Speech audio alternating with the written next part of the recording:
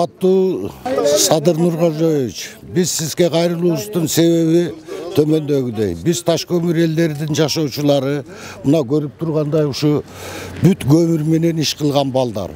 Биз Союз убагында таш көмүрдө 29 организация иштеген. Мына азыр бирөө дагы иштебейт ошо. Мына багыбызга завод бар эле, Союз таркагандан бери завод дагы жабылып калды. Иш жок. Мына ушу балдар жалаң көмүр менен иш кылат. Союз убагындагы шакты болгон, килейген чоң. Ошо шакты алып кеткен көмүрлөрдүн ордунда астатып калган көмүрлөрдү ушу балдар иштетет. Ал жерде жарытылуу деле пласттар жок. 30-лук, 50-лүк эң ашып кеткен. Анан ушуга сизден суранарыбыз, ушуга бир карап, бизге мыйзам жолунда чечип берүүңүздү суранып кетет элек. Ушунча эл. Мына көрүп тургандай алды кредит менен экскаватор алышкан, Союз убагындай саман суалдарды алышкан, бүт кредитте отурат ушу балдар. Бүт жаш балдар, иш жок. Ушуга жардам берүүңүздү биз суранат элек ушу элдердин атынан. Ушуну мыйзам чегинде анан текшерүүлөр көп болуп атат. Мына экологиялары келет экен, лесниктер келет экен. Ушуларды иштетпей жол тозуп, тоскоолдук болуп, иш болбой атат. Ушуну сизден суранабыз, ушуну мыйзам чегинде чечип берип, ордунан текшерип, ушу балдарды көрүп, иштеп аткандарын. Анан ушуга бир мыйзам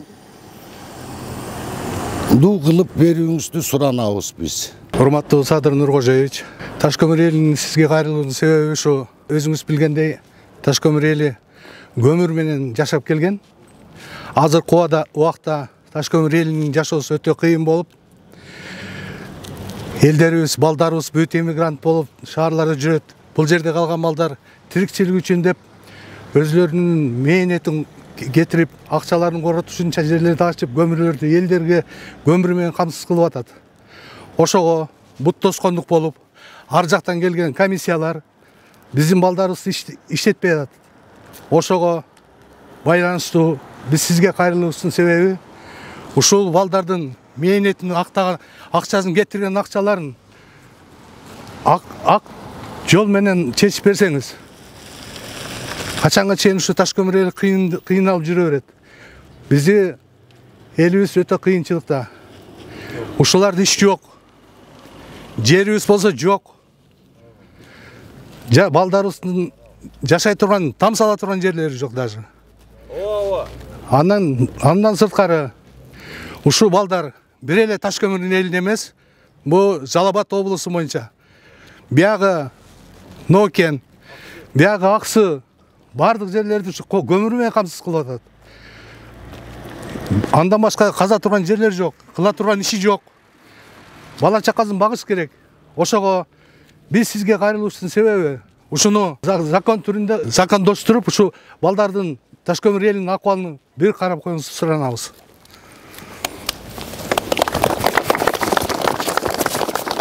Ассаламу алейкум, бийликтин өкүлдөрү. Силерден бир суранып кете турганыбыз. Ушул биз ушу шахтада иштегенбиз. Азыр жумуш жок, иш жок. Таш көмүрдүн элдери ушулда тургандар. Баары ушу кредит менен тирикчилик кылабыз. Ушу майда пласттарды касканга дагы ушу бут тозушуп, ушундай немелер болуп атат. Силерден суранычы, ушуларды бир мыйзамдаштырып, таш көмүрдүн элин бир жеңилдик жашоого алып келсеңер, ушуларды суранат элек ушундай нелерди. Башка көйгөйлөр да бар, эми таш көмүрдүн эли чогулса, ошолорду айтылат эле. Силерден суранычы ушул келген комиссияларды, ушуларды бир мыйзамдаштырып, ушуларды чечип берсеңер, ушуларды силерден суранабыз. Биздин да бир көйгөй дерсе, айта турган сөз эле, айтылып кетти өзү эле дегендей, биздики ушу таш көмүр шаар болуп турганда, ушу жер маселеси бизге өтө курч маселе болуп турат. Анткени бир жагы Аксуу, бир жагы Нокен. Шаар ортосунда, шаар эле болуп калган, Союз убагында шакты каскан көмүрлөр шаардын убагында шаарга карап турган.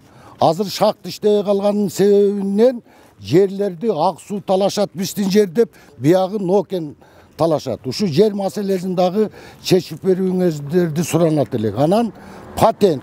Ушу ордунан комиссия жөнөтүп Садыр Нуркожоевич, комиссияны же өзүңүз бир айланып келип көзү менен көрүп кетсеңиз да болот эле. Ушу ордунан келип, ушу иштеп аткан балдарга патент эле кылып иштетип, ушу налог дагы түшөт эле шаарыбызга, ушуну дагы суранып кетет элек.